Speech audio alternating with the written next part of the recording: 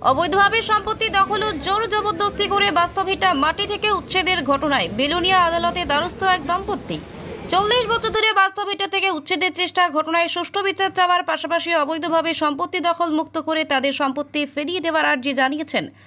গত 22 সালে সেপ্টেম্বর মাসের 20 তারিখ আদালতের কাছে সেই মামলা বিচারাধীন অবস্থা থাকাকালীন বুলডোজার চালিয়ে মাটি কেটে নেওয়ার চেষ্টা বাধা দিলে মেরে ফেলার হুমকি ঘটনা নিত্য নৈমিত্তিকভাবে চলছে দম্পতির ওপর। শুধু তাই নয়, গত শনিবার জুন মাসের 4 তারিখের রাতে বসতঘরে আগুন দিয়ে পুড়িয়ে মারার চেষ্টা ঘটনা সংঘটিত করা হয়, কিন্তু টের পাওয়ার পর দম্পতি সহ ছেলেমেয়েরা প্রাণে বেঁচে যায়। এই ধরনের ন্যাক্কারজনক ঘটনা ঘটে শান্তিরবাজার মহকুমাধীন বাইখরা সুভাষ কলোনি এলাকায়।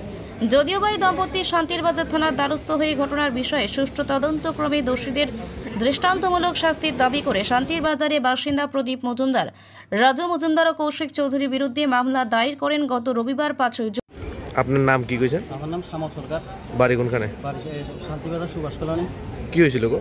আমি এখানে প্রায় আমার বাবা 40 বছর বসবাসকারী। প্রথম আমরাই বাড়ি করা ছিল, অন্য কেউ আসিল না।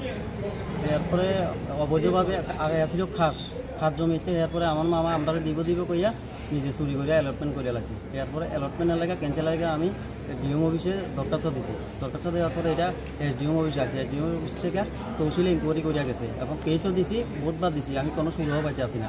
আমি কেস দিছি, শান্তিবাজার দিছি এবং বিলনীয় দিছি। দেওয়ার পরে দেখা গেছে তারা এটা কেমনে করিয়া উদ্ধার করে এলায়, কেমনে করে আমি নিজেও করতে পারি না।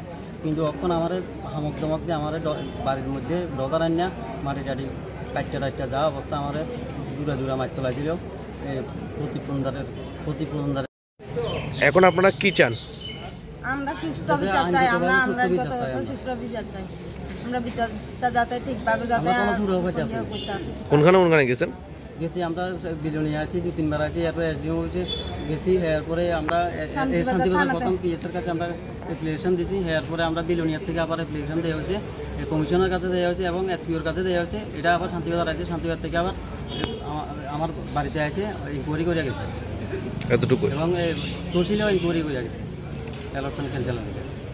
কবে জমা দিয়েছেন অ্যালটমেন্ট ক্যান্সেলের লেগে? এটা 2022 সালে।